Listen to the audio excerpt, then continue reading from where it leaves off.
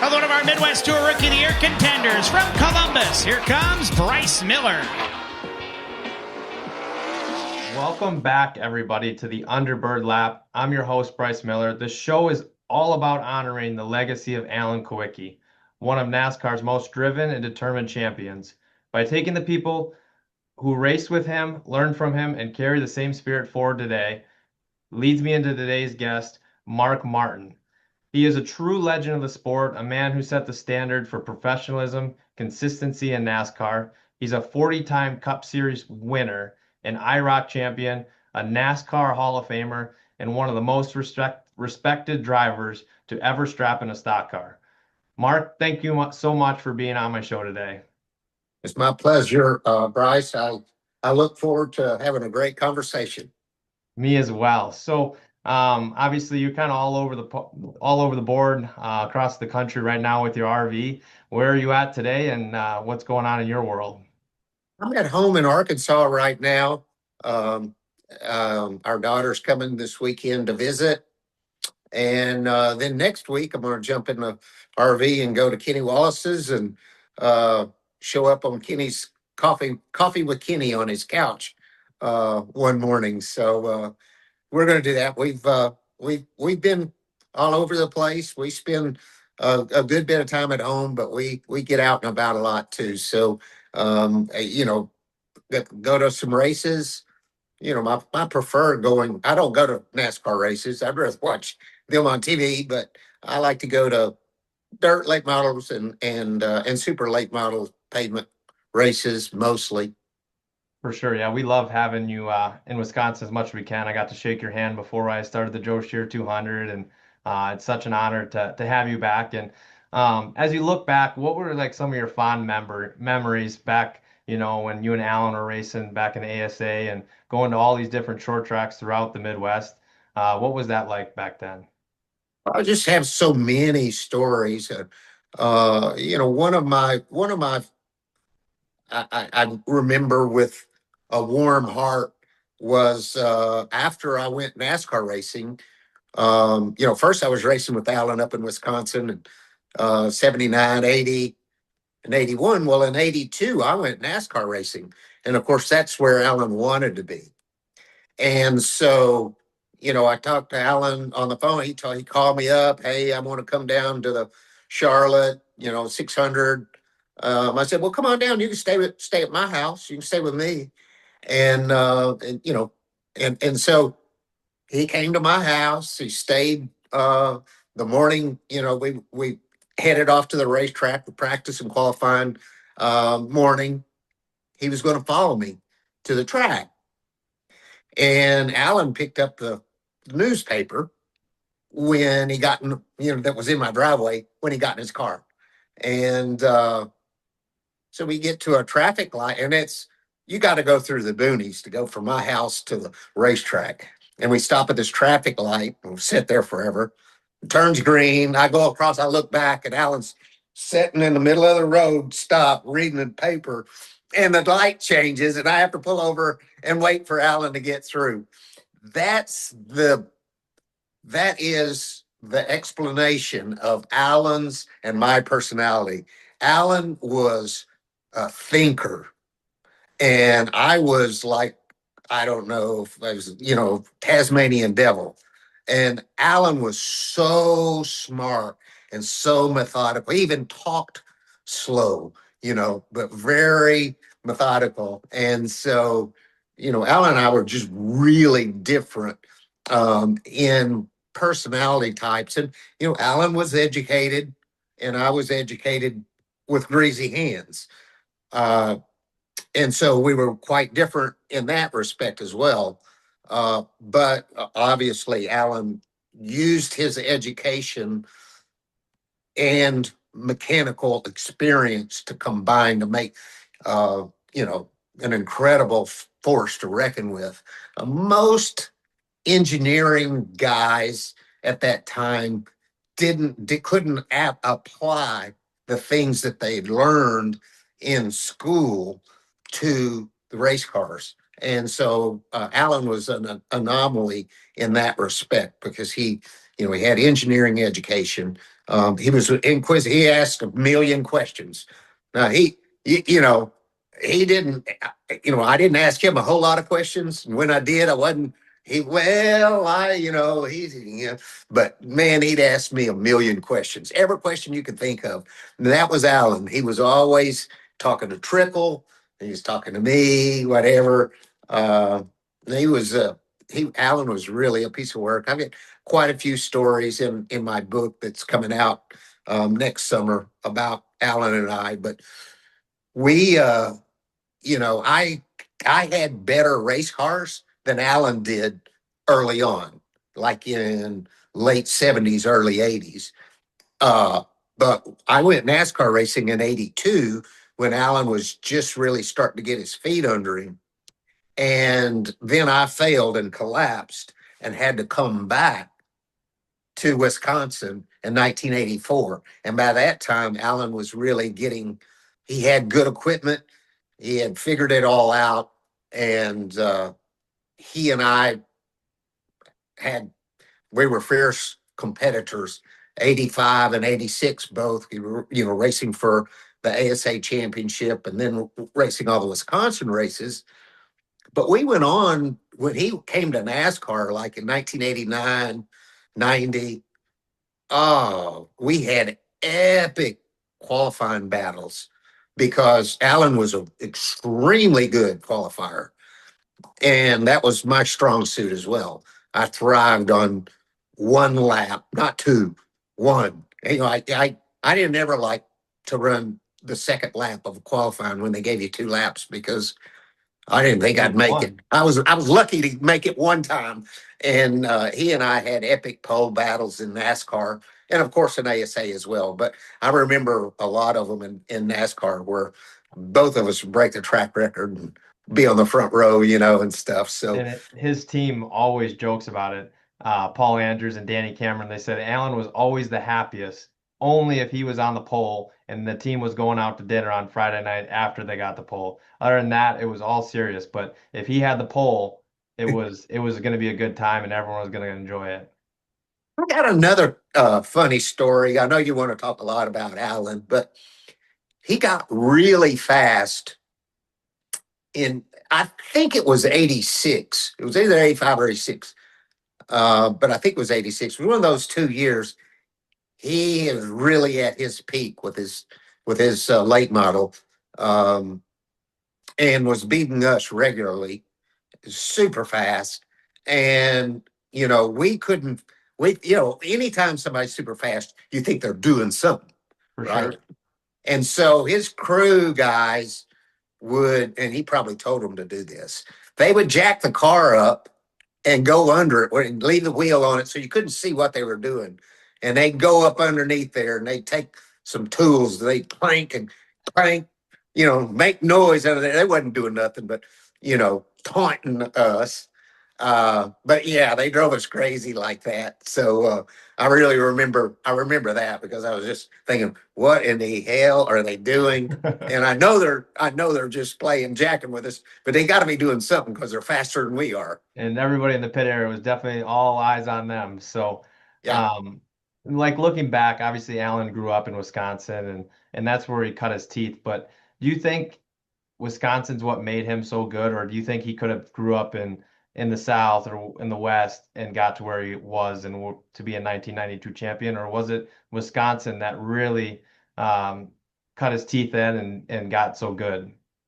I think that, well, Alan would have succeeded anywhere, but I think Wisconsin, coming up in Wisconsin accelerated and very much helped him because, and everybody knows this that follows me at all. Wisconsin was late model racing.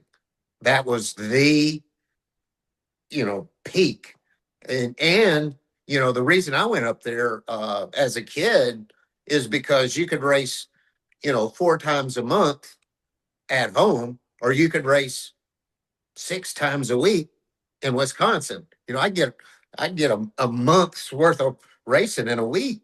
And I was just trying to get experience. And by the way, I was getting a race with Triple and Refner, and Watson and Shear and Degens and Mike Miller and and then even beyond that, some other really fierce regulars that didn't travel a whole lot. I mean, there were so many great guys, Al Shield and Johnny Ziegler, and just so many raced with Ed Hoffman a lot. And then I see his son, comes along, and there's so many. There was so much, and they were so good, highly concentrated, that I think that culture itself probably made Alan want to race more because it was so huge there. And to me, Wisconsin will always have the most special place in my heart because, of course, I lived and raced 84, 5, and 6 out of the Milwaukee, Beaver Dam in 84 and Milwaukee area of 85 and 86. But 79, 80, and 81, I was in North Liberty, Indiana, just south side of Chicago. So we're driving the Dan Ryan Express. I don't even know if it's still there, but we were the Dan Ryan Expressway every weekend or every week. We hit all the Tuesday night shows, and do the ASA races on the weekend. So in the summertime, we'd head up to Wisconsin. So, not only were the racers, in my opinion, the best in the nation up there, but the fans were as well to support, racing, even if it was weekly shows. You had Tuesday night at Rockford and Wednesday night at, I think it was the Dells, and Thursday night was Kokona. I mean, it was just every night of the week you could race, just a weekly show, and you'd have to race the best. And you learned, Triple and those guys, they didn't want to bend a tie rod or anything worse because they wanted to go to the tavern afterwards and have a big time and then sleep in the next day and not have to work on the car. And so you had such a uh, honorable code. And of course, a guy like Alan or myself coming along with Trickle and Refners and those guys, Watsons and stuff, you wanted their respect so bad. That's all. That meant more to me than anything, was to have their respect. So, yeah, it was. Wisconsin was a place to be. And I believe it's still that way. I mean, I look back to the guys that I get to race, and we'll race on a Thursday, and then I'm watching them in the Truck Series on Friday or Saturday with Majeski and Ben House and Dalton Zier, who's been doing it forever, and guys that have been there, Johnny Sauter, and you get to go head to head, and it's still that same way where we have a lot of respect. Obviously, you're gonna have run-ins because this is racing at the end of the day, but there is still a high level of respect around here, and the competition has not dwindled at all. No, I was super impressed at the Joe Shear race. It was really good racing, really great race, and very clean. And you see so much of the racing in the South just disgusting. Just these kids just running over each other, and it's truly disgusting. And it was so refreshing to see such competitive racing, and the guys give. If you earn some space, you get to have enough room to race. You don't need any. You don't get any extra, but at least you get enough. And that's cool to see. They won't give you a lot, but they'll give you a little. Yeah, they'll give you enough, just enough. So looking back, obviously you got to see Alan's career from the moment he got into late models to when he got to NASCAR. What was from your side, your angle, when he, loaded up in a truck and trailer and headed down south and was going to make a NASCAR career? What do you remember from those very early days where, obviously he didn't have a ton of funding, and he never really did. Towards the end, obviously he got better funding, but what did you see, and kind of how was the view in the pit area of Alan Kulwicki? When Alan headed down there, I'd already been and failed.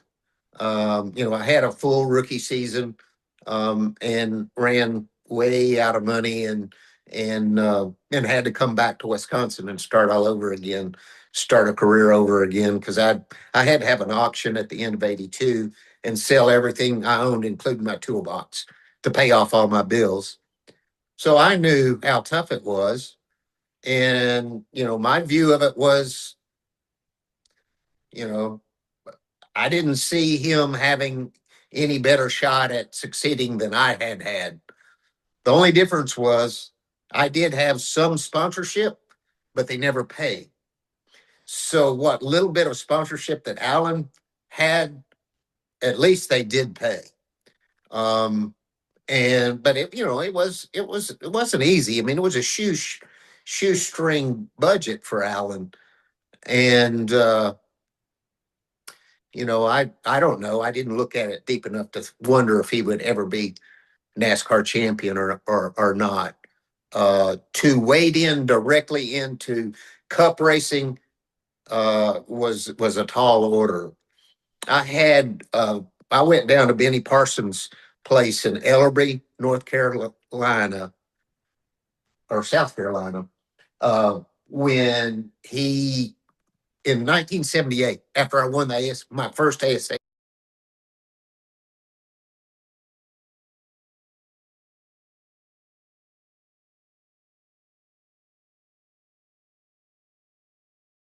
All over again, start a career over again because I had to have an auction at the end of '82 and sell everything I owned, including my toolbox, to pay off all my bills.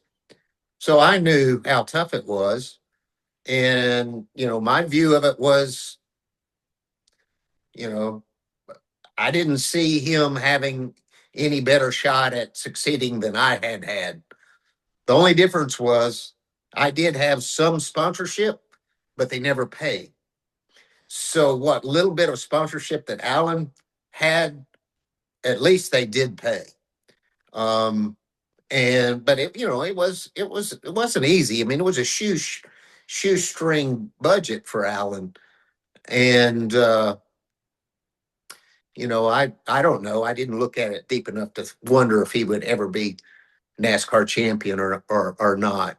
To wade in directly into Cup racing was a tall order.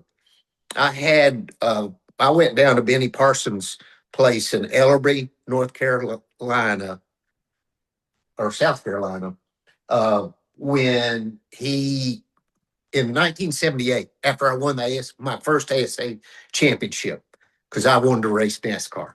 I was 19 years old. And he answered the phone and he said, "Yeah, you guys come on down. I'll take you to lunch." We went down there and had lunch with him. And he suggested that I get a sportsman car, which is today is Xfinity. And I didn't want to do that. I thought about it and it was like, I have to move down there and I have to get all different cars. And those cars aren't as good as late models. Those are antiquated type. No, I'm not interested in that. That's what I should have done. I think if I would have taken that path, I would have never stumbled and failed. Alan did it the hard way. He didn't, I think that, I think going directly into Cup like he did, as shoestring as he did, was an extremely long shot. And it was rough there for a while, but he did it. And he didn't get the world's greatest results to start with. No one would expect that. But by the time he got, by the time he got established, got a year or two under his belt, started really figuring out what he wanted for race cars, what the tracks were like, what the tires were like. He became, a force to be reckoned with, and he just did it. He's just a really smart guy. He was smarter than I was. I was, you know, I was a Tasmanian devil. You couldn't outwork me. Probably the only reason I was able to even keep Alan in sight was because I could get more work done. I didn't have to think about it as much. Had to work. Yeah. And what did, when obviously it's kind of a crazy story to even comprehend. Obviously, in today's world, it's completely different. But back then, it was still like a one-off dream, right? That not many can to make happen or make it work. What did like, I guess I'm just curious what other drivers in the pit or in the garage, what did they think? What were their opinions? Because I've read about like, he was just different. He had a suitcase, dressed up, sunglasses, kind of had the Hollywood look, and just so serious he, might not often just go out and socialize with other drivers. He was, to his car, and that's all he really focused on. That's really, he had to, he had minimum help. And, so he had to stay on his car all the time and be immersed in it. I think, for me, I was preached to by Dave Watson and Dick Trickle and a number of our heroes. Don't go NASCAR racing. They'll put you in junk cars and ruin your career. And so I went down there determined to do my own deal, which was a mistake. I got offered the 28 car for 1982, and I turned it down. That's the 28 car that sat on the pole for the Daytona 500 in 1982, and won the 500, I think, in 83 or 4. Not to say I could have drove it as good as Cale Yarborough could have, but I turned it down because of what they said. I think people were looking at Alan like, yeah, he's a determined guy. He may make it or he may be back, like Mark. Uh, it was just a long shot to take one car down there and then wade into it with two cars. I did the full season personally in 1982 with two race cars. See, I didn't have any idea. I did 5 races in 81 and sat on 2 poles and finished third with my ASA pit crew at Martinsville and seventh at Richmond. Okay. I thought it was going to be easy. I thought I was fixing to win a race. That was with one car. So I went full time the next year and built me another car. So now I had 2 cars and I thought I was ready to go. Well, Junior Johnson, before he left for Daytona, had 7 cars painted and decaled sitting outside of his shop. I had no idea what I was going up against. Now, Alan, I don't know if he really knew what he was going up against or if he was that confident that he could make it. But when you left your established ASA championship type caliber organization in Wisconsin and went NASCAR racing, the hole closed up behind you pretty hard. Like when I came back, the first place I went was to Dillon because I was used to getting free everything. I got free cars from Dillon, free motors from Prototype, everything. First place I went was Dillon because I needed a car. And he says, Mark, the days of free cars are over. So I had no sponsorship, was going to have to buy a car. I had no truck, no trailer, no nothing. That's the kind of thing that Alan would have been facing had he not made it work. So I don't think anybody really thought about what he was risking, any outsider. And I don't know if he really thought about it or not. He took his shot and he made it happen. And it will forever in history be one of the most miraculous success stories, of all of motorsports. Yeah, I know like his crew, like the little bit, I get to talk with Danny Cameron and Paul Andrews, and they always talk about like, it's a difficult sport to begin with, but every single week, every single day, Allen was risking everything he ever owned, going out on that racetrack. And it's pretty remarkable knowing that because racing anything can happen and there's a lot of uncontrollable things and to think about him every single week for years, risking everything, even up to his championship year. I mean, at Dover when they wrecked those 3 cars all in one weekend right before the championship. And it's just kind of crazy to look back at that and just the confidence and belief he had in himself is remarkable. He did so many remarkable things. you speak of that weekend at Dover, which was miraculous. I don't think it was the same weekend, but there was one weekend where he crashed in practice before qualifying. And of course, I'm Mr. Epic qualifier. And, I'm thinking I got the pole. They roll the backup car out and he goes out and sits on the pole without a lap in it. I mean, you know, this is epic. I mean, the stuff that he did was truly unbelievable. Will never be done again on any level or scale. It could only have happened when it did.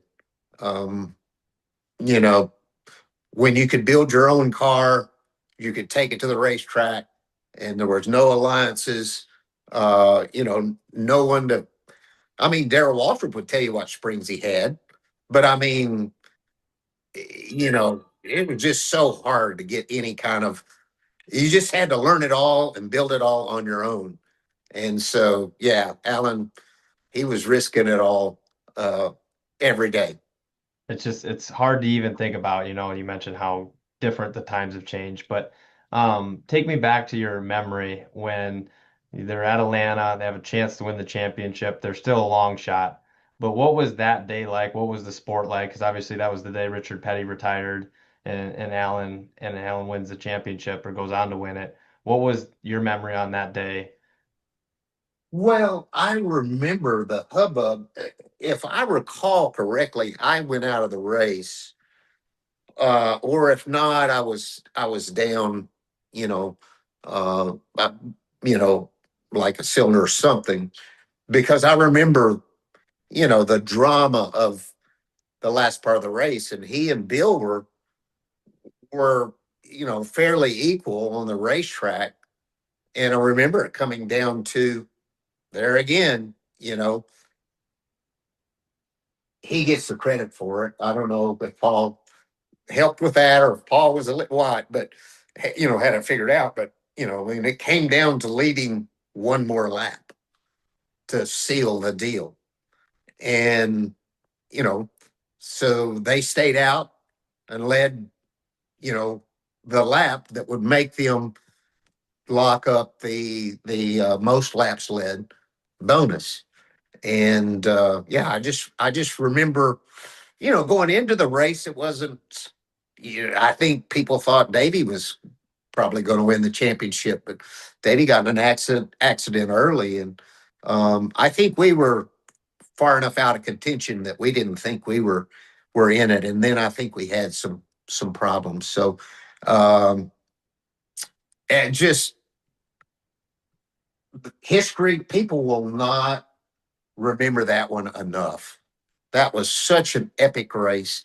Um, you know, that's why the points system championship should be determined on a full season points for days like that. That they've been trying to recreate that drama ever since, and it's fake drama, and it's not the same. And when I'm not for resetting the points and all that stuff. If Matt Kenseth seals up the championship with two races to go, embrace the dominance and the incredible feat, because you might have a 1992 very next season. And so it was just an incredible day. And Alan and I, we were competitors. We weren't best friends. First of all, our personalities were quite different. I mean, we hung around each other. He stayed at my house, you know, Yeah. but we were both trying. We were in a little. We were pretty good sized fish in a pretty little pond, and there wasn't hardly enough to go around between the two of us. When I was at Gunderman's, I knew. We had Miller for a sponsor. I knew he wanted my sponsor. Yeah. And I just we had epic battles on the racetrack, off the racetrack, but we just never had a problem because we had respect for one another, And I was always a friend. I was always honored when someone would ask me a question. So I was a fool enough to answer anything Alan asked. Uh, but we got to a point where in NASCAR, we didn't talk that much because, I was successful, he was successful, we were both experienced and riding a wave at that point. But there were years in the '80s when he and I had strained. We were fierce competitors, and at times one had what the other one wished wanted. So I think like, obviously you had that mutual respect because you guys grew up racing together and you guys both know the background you guys came from. I mean, uh, you guys were next to each other at Jerry Gunderman's shop, and the story goes that I heard at a bar one time that there's a balcony over there and there's a hole in the wall and you could look over at Alan's shop. Not that you could see anything, but you guys just had that respect growing up, and it obviously led into NASCAR as well.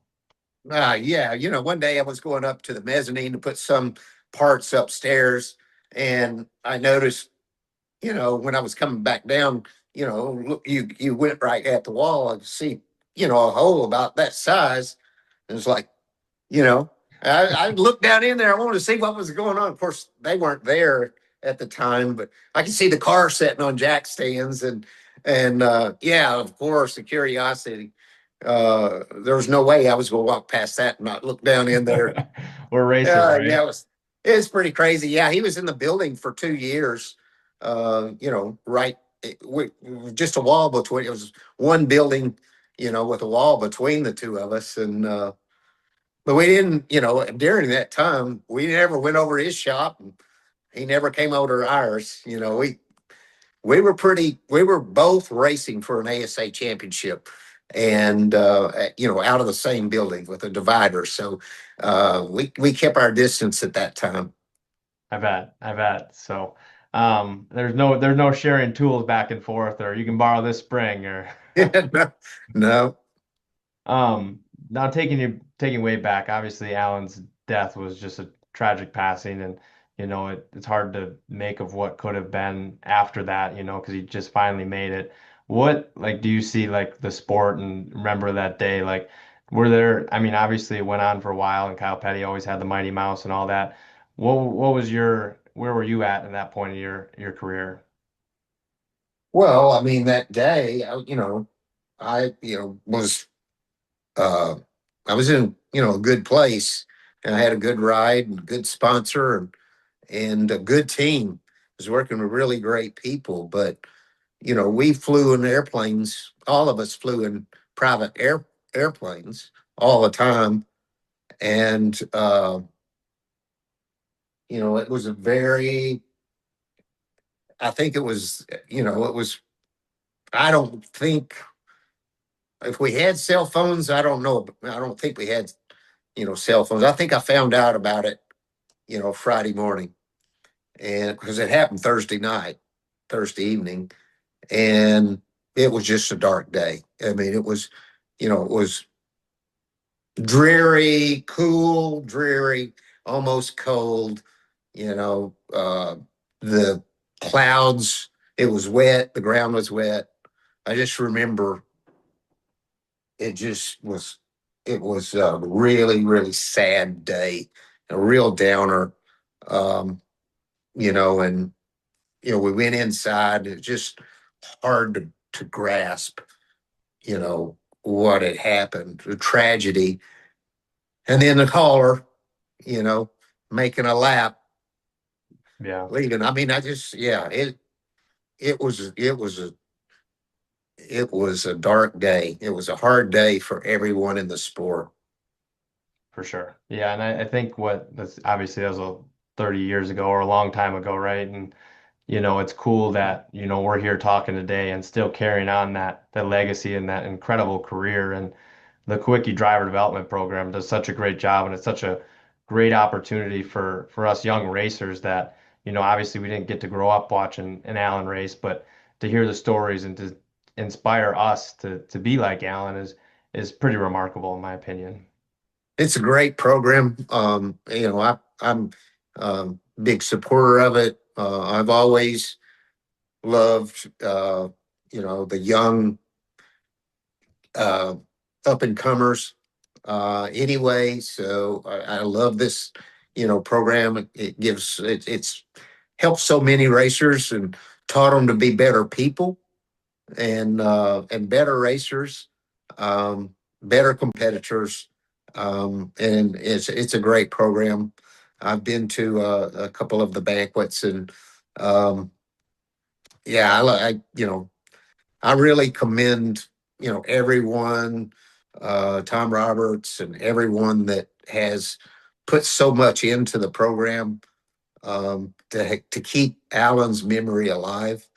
Um, you don't realize it when you're making history or when you're young and you're making it, you don't realize the importance of it until you get old. And then when you get old, you start to realize, how important this history is. I was terrible about it. All I cared about is, how am I going to make my car go faster? And it's really important to have programs like this that keep the memory alive, especially of someone that accomplished the unimaginable, absolutely unimaginable. And yeah, I love it. Yeah, for sure. It's been a life-changing program for me. And like you said, it's more than just racing. And there's so many different things outside of that I would have never done. I went to races that I never would have raced at. And it just makes you a better overall, human and then racer at the end of the day. Which is really cool that it does that and develops you as a racer. But in closing, my last question I want to leave you with, if you could give, obviously looking back at your career and what made you successful and all these different attributes you had. If you could tell a young racer, you pull them in a room and sit down with them, and you could give them advice, what would be the one advice you give them?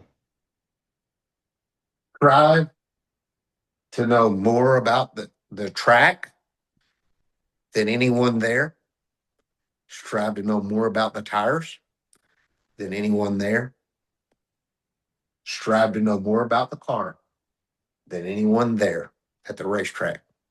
Strive for that to know even more than your crew chief. Because if you know all that, you will succeed no matter what. See, that's why Alan succeeded. That's why I was able to succeed. Rusty Wallace, those guys, because we knew how to make the cars haul. And that's why Matt Kenseth made it. I knew Matt Kenseth was great before I ever met him because I watched Wisconsin and I seen him winning in different cars. That meant he knew. That meant he didn't necessarily have Howie Leto. He knew how to do it. See, a lot of drivers could win with Howie Leto, but not every driver could, win without him, Howie. For sure. And so that's what I would strive to be, and that's what I would encourage the drivers to do. Um, you, the work is different than the work that we put in the 80s or 90s, but you can still outwork your competition. You just have to figure out what areas that is. It's different than it was, when I raced. But if I was a NASCAR driver, today, I would have a computer with the sim on it, chassis simulation, because I'd be running those sims at every night, just because I ran the sims in my head back then. I'd lay down in bed on Friday night after being on the racetrack, and in my head, I'd change a sway bar, make a lap. Nah, I'd take that bar out and I'd change a spring. And I actually simulated it. I knew what it would feel like, and I ran all these scenarios through, and I would come up with something to put in the car for Saturday morning. And I think that I think you can still do that, in a certain way. It's just I can't tell you the specifics of it, but I still think if you want to be the best, outwork them all. For sure. That's great advice. And obviously things have changed, but there's so much more, like you mentioned, that we can do that you guys couldn't do. Like, I think back to, the season and everything. I mean, there's nights where you're 5, 6 hours on the load machine, just trying different bump stock packages and then running them up and seeing what load, dynamically and changing all that you can do just on your machine without actually going to the racetrack and testing it. And, obviously you guys were a little bit more in a box of kind of the technology of it, but racing's still the same. It's just more refined. It is, and like you say, you spend a lot of time on that machine, and I would be doing that today. For us, we had less, it was trial and error. You dreamed it up and you just plugged it on the car and you made 2 laps and see what it felt like. And then you'd plug something else on and you'd plug something, and you don't do that as much. I'm a fan. I watch them race. You don't do as much trial and error now because you have proven, you've got machines that can prove it and theories that can prove a lot of that stuff. But at the end of the day, there's no substitute for time or work. If you put the time in and the thought in, then and you've got the talent, you're going to overcome. And if you're talented, honestly, I'll be honest with you. I raced against Trickle. Before him, I raced against Larry Phillips. Most people don't know who that is, but he was a racing god. And I could not outdrive him. But I beat him because I made my car better. Same with Trickle. I could beat Trickle if I made my car better. Same with Earnhardt. I never thought about outdriving Earnhardt, but I won some races and he ran second a few times to me. And that's because I made my car better than his. So somehow or another, you got to figure out how to do that. Yeah, and they were all scratching their head like, how did he just do that? Because I know I'm better. It just But thank you so much for joining me today, and it's so cool to share the memories and the stories of Alan Kulwicki, and like we mentioned, carrying on that legacy for generations to come and not let his memory die. But it's drivers like yourself that set the rest apart, and I appreciate you joining me on our podcast, and I can't wait to release it and for everyone to listen to it. Well, I'm really happy to be on here with you, and I appreciate it. Love talking about old times. Are you gonna be? Now I got another thought that just popped in my head. Are you coming back to Wisconsin? Now you got a book that's coming out in the summer, so maybe we got to do a little book tour with the RV in Wisconsin. Oh, absolutely. That's absolutely top of the list is Wisconsin. Now, I'm hoping it's out early enough in the summer. I would love to make the Slinger Nationals. If I don't make it in 26, will in 27. But as soon as I get my hands on it, we will be multiple stops in Wisconsin. Love WIR, love Slinger. Um, and other racetrack. I love all those racetracks that I Maybe raced. Oktoberfest, the Oktoberfest 200. That's huge on my list, and that one, well, I'll definitely have it by then. So we need to just go ahead and pencil that date in. We haven't yet, but Oktoberfest. I had a lot of fun there. Actually, luckily, I won that one year too. So, but I had a lot of fun at Oktoberfest. They had a few beers around there at that No, I time. gotta ask. The big thing nowadays is the pink flamingo. Was there a pink flamingo back in your day at the Oktoberfest in the campground? I don't remember. And I basically, it's a canopy that they have a pink flamingo way up in the air, 100 feet in the air, and it's just like a DJ, and it's a big party. And I definitely think you'd be there back in your day, but I didn't know if it was a thing back then. Yeah, the trickle really taught me how to party, and I started out as a novice, and they make fun of me because I would hold the beer, take a few sips off of it. An hour later, it's hot. So then they'd have to change my beer out. That's how I started. By the end of '86, I was a pro. I You could, spent too much time in Wisconsin. yeah, I could definitely get sloshed as good as anybody by the end of '86. Probably too good. So yeah, so good times. I I've had so many good times. I love the Wisconsin fans and just the racing culture. For sure. We love having you, and everyone I know that they see you announce that you're coming, everyone circles it on their calendar and everything. But I do think Oktoberfest would be one you should circle because, like you mentioned, it's 4 days of racing. So you have the Trickle 99, which is a really cool race on Friday night. That's a 3 lap, 33 lap, or a 3 segment, 33 laps apiece, with combined points that always puts on really good racing, and then obviously leads up to the Oktoberfest 200 on Sunday. Yeah, yeah. I'm going to put that one on the list for sure. Okay, we won't hold it to you, but we're gonna hold it to you. So, All but right, I'm gonna blast it on social media whenever I have it, so everybody will know. But we haven't started our schedule yet. We're kind of waiting. It is at the publisher, but it takes quite a while to get edited and published. We don't have the book cover approved yet. We've got it done, but we got to get approval from Valvoline on that, and that seems to be dragging out. So, yeah, it just takes a long time. We're 4 years into this book, wow, and it tells the story of my struggles and the whole career before I got to NASCAR, or before I got to, let's say, before I got to Jack Roush in '88. That's a whole book in itself. And it's very interesting. A lot of interesting stories about competitors that I raced with, and my dad and my parents and all that stuff. So I think it'll be interesting for the fans to learn, more about the person that was behind the guy behind the wheel. just what we don't get to see the behind the scenes for more than just what we saw on TV. So Yeah. I'm looking forward to reading it when it comes out, and looking forward to seeing you back in Wisconsin here. Can't wait, buddy. Thank you. Sounds good. Thanks for joining me. One of our Midwest Tour Rookie of the Year contenders from Columbus. Here comes Bryce Miller.